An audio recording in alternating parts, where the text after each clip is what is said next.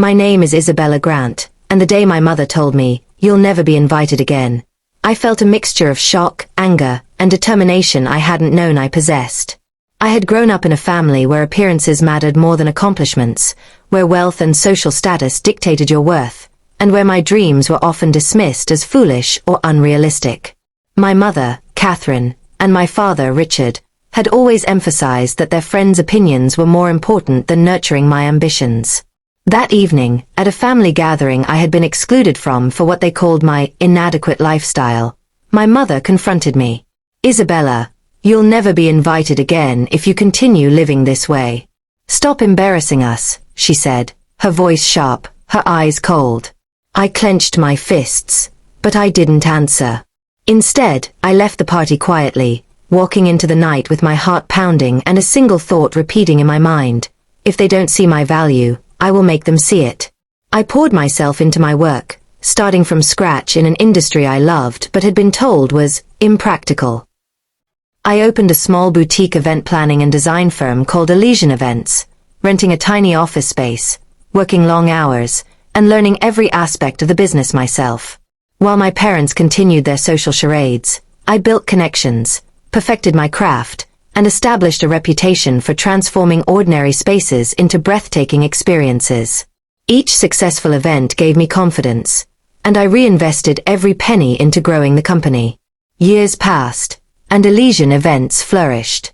From intimate weddings to lavish corporate galas, our name became synonymous with elegance, precision, and creativity. Yet, despite my growing success, I never sought validation from my parents.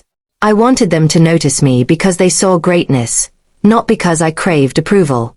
Then one day, I secured a prime property in the city's most prestigious neighborhood, a building perfect for my vision. An event space unlike anything the city had seen. I transformed it completely, blending architectural beauty with state-of-the-art facilities, creating the Elysian Hall, a place where luxury met accessibility, and every detail was curated to perfection. Word spread quickly, and soon everyone wanted to host events there. Invitations were in high demand, and our calendar filled months in advance. Then came the moment I knew they would finally see what I had accomplished. My parents attended a gala hosted by one of our high-profile clients. When they walked through the doors of the Elysian Hall, their mouths fell open. They had never seen anything like it. The chandeliers, the exquisite decor, the seamless service, and the way guests moved through the space as if transported into a different world. My mother turned to my father, whispering in disbelief, "Isabella built this?" I stood nearby, overseeing the event, and when she finally noticed me, her eyes widened. I smiled politely. "Yes, Mother. I did." For a moment, my father opened his mouth to speak, but no words came. The same woman who had declared I would never be invited again was now standing in the space I had created from nothing, surrounded by people who admired every detail. My parents could do nothing but watch as I orchestrated an evening of perfection, their previous dismissals echoing in my mind. I realized then that their inability to recognize my worth had fueled my drive, that their rejection had pushed me to create something they could never ignore. The success of the Elysian Hall wasn't just about money or status. It was about proving to myself that determination, talent, and resilience could transform rejection into triumph.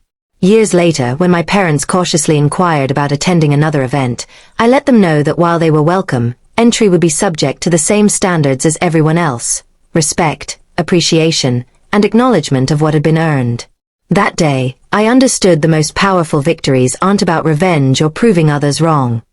They're about creating something so significant that even the harshest critics cannot overlook it. The woman who once said I would never be invited again had no choice but to witness my achievement. A life, a business, and a space I had built entirely on my own terms. And every time I walk through the Elysian Hall, I remember that moment of rejection not with bitterness, but with pride, knowing it had been the spark that ignited everything I had ever dreamed of accomplishing.